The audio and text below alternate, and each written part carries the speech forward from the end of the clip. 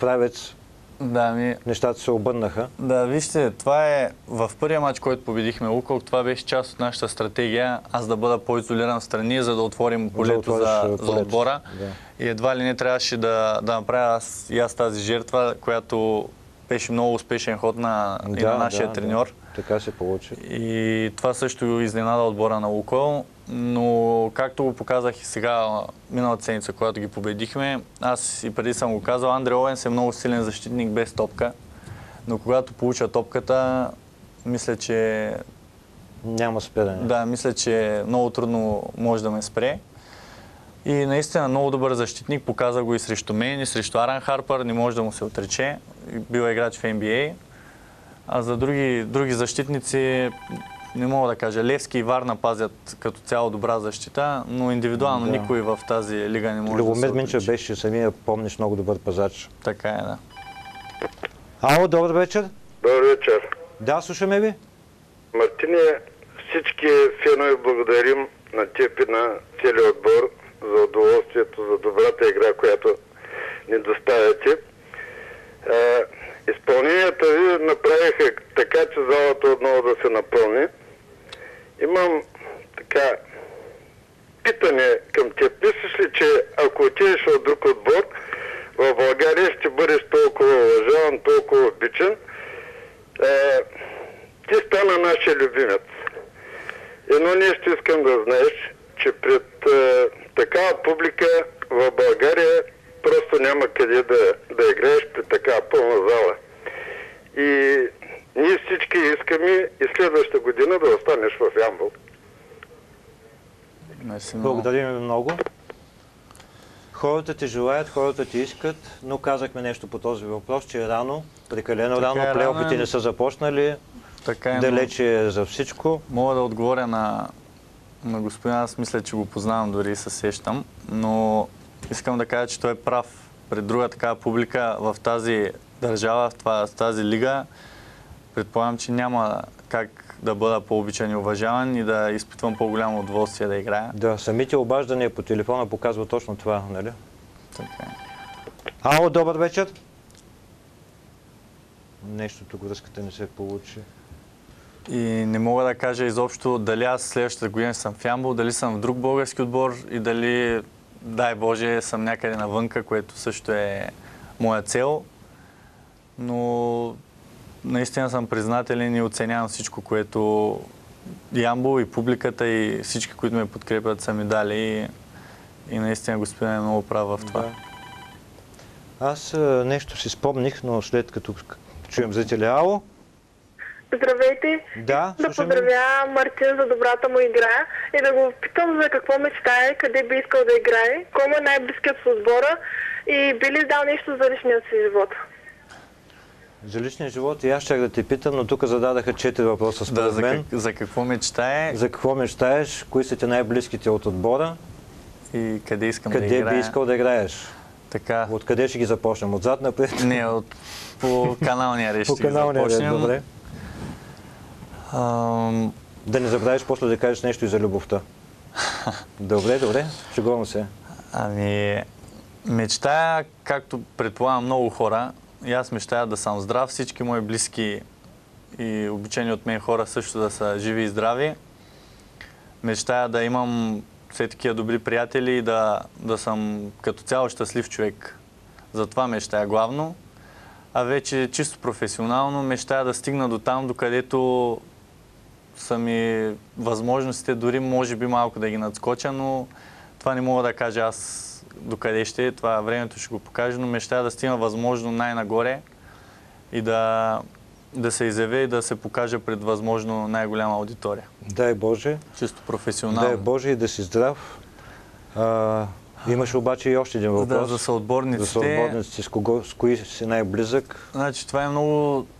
Труден въпрос. Не, това е много... Деликатен. Странен въпрос, да, защото може би банално ще прозвуча сега, но аз чувствам много странно от гледна точка на това, че ние наистина сме голям колектив в нашия отбор и се разбираме и аз ги познавам тия хора от 4-5 години. Едва ли не сме като, с някои от тях сме като братя направо и се знаем и кътните зъби, по цял ден сме заедно. И не мога, говоря главно за българите, защото чужденците знаете, че всяка година се сменят. Да, има дотация. Да, но като цяло с всички в отбора съм много добър приятел. Уважавам абсолютно всеки. Това мога да кажа. Никой не мога да отлича, просто всичките са ми много близки и всичките срещам подкрепа в тяхно лице и винаги са ми били зад гърба.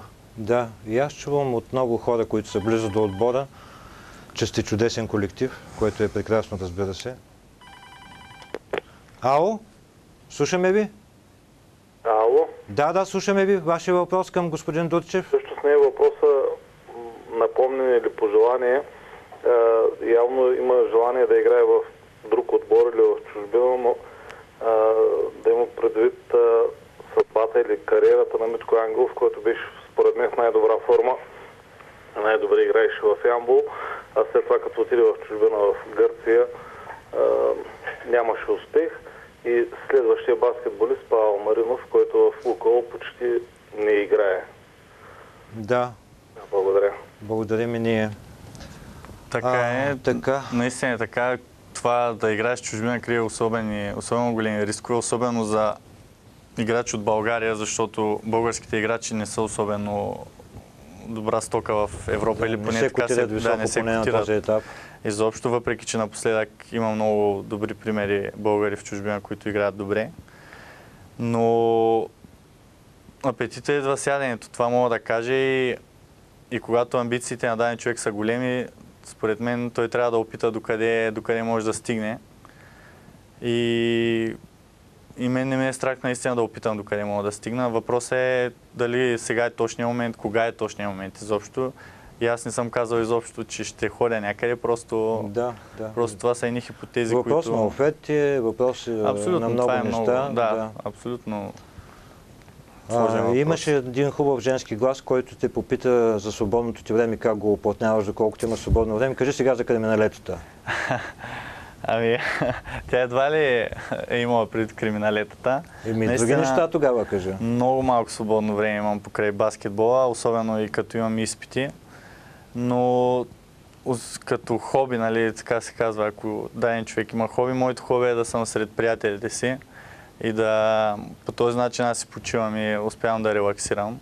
А това вече, че чета някакви книги или че, както съм казал и много хиляди пъти, обичам да шофирам и такива неща, това са на втори план. За мен приятелите и семейството са най-важните неща и гледам всяка свободна минута да съм сред близки хора и те ми помагат. Това наистина е изключително ценен капитал. С годините ще го разбереш, ще се казваш, че не си млад, но всъщност си доста млад. Да.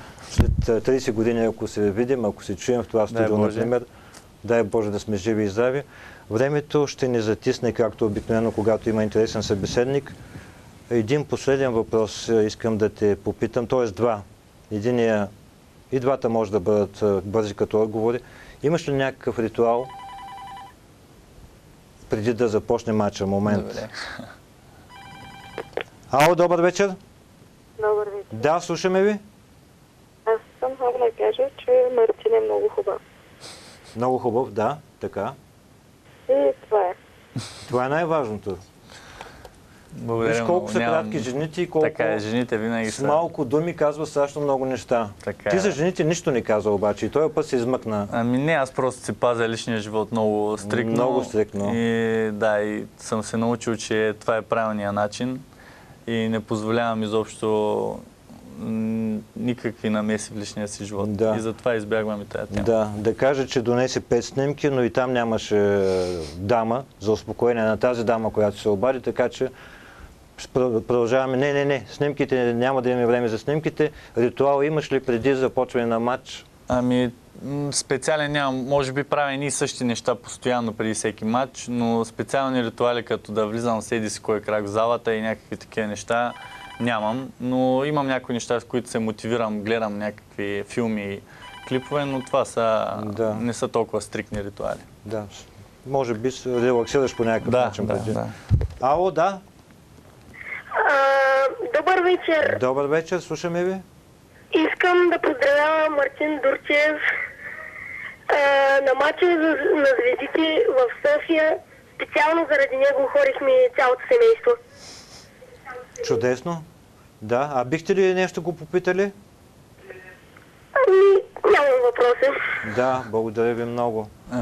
Много благодаря. Това е наистина огромна чест.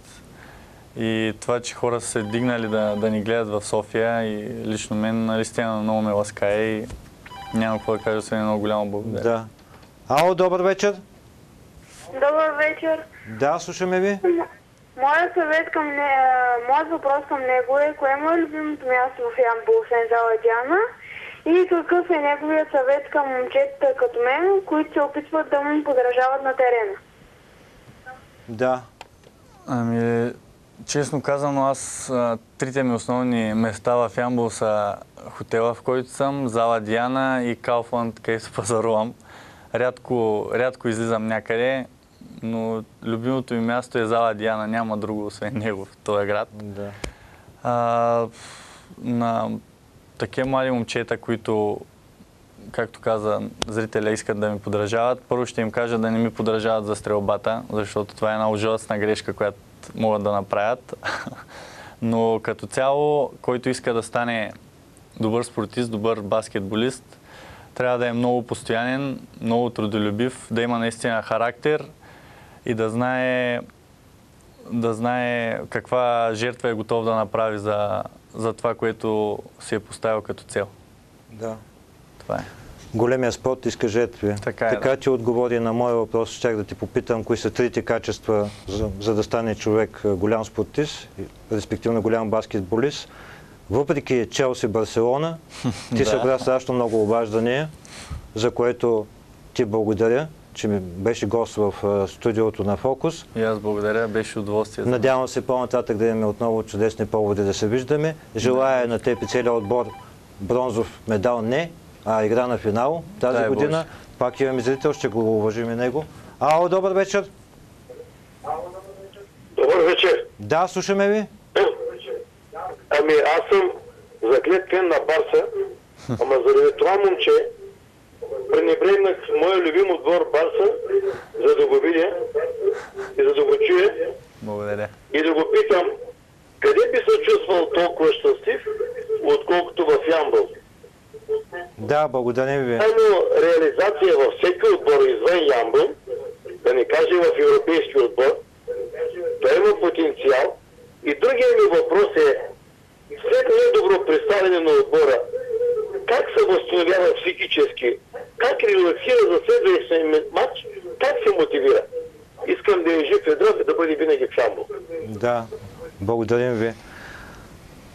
Както е тръгнало, ние ще... И твоя превързаник ще изтърве първото по време на Челси Барселона. Да, той между другото господин направи огромна жертва, защото аз го разбирам и аз съм и ти си превързаник на Барселона. Да. Първо за мотивацията ще кажа, че всяка една загуба според мен те мотивира двойно повече, отколкото една победа. След победа понякога се наблюдава отпускане в дадени играчи и даден състав, докато след загуба настроението наистина понякога е минорно 1-2 дни след матча, някои го приемат по-тежко, други не. Но там е важна ролята и на треньора, важна е и всеки един как ще подходи като ментална настройка за матча и трябва да се хвърлят двойно повече усилия за следващия матч, за да знае човек, че е свършил всичко по силите си, за да избегне нова загуба. Да, след битката идва нова битка. Така е, да. А относно ямболските, това къде бих се чувствал добре, не знам, може би това е мястото, което се чувствам истински подкрепен и обичан и не знам дали ще има друго такова място наистина, но ако облека екипа на Барселона, също бих се чувствал малко или много щастлив. Това е много интересно, дълга тема. Да, така е. Благодаря ти още веднъж. Желая наистина да играете финал тази година. Боже мерси. Желая ви и на вас довиждане. Другата сряда гост в студиото на Фокус ще бъде артистът от Държавния драматичен театър Волен Митев. Не забравяйте, животът е един и е прекрасен. Довиждане и останете с програмата на телевизия Диана.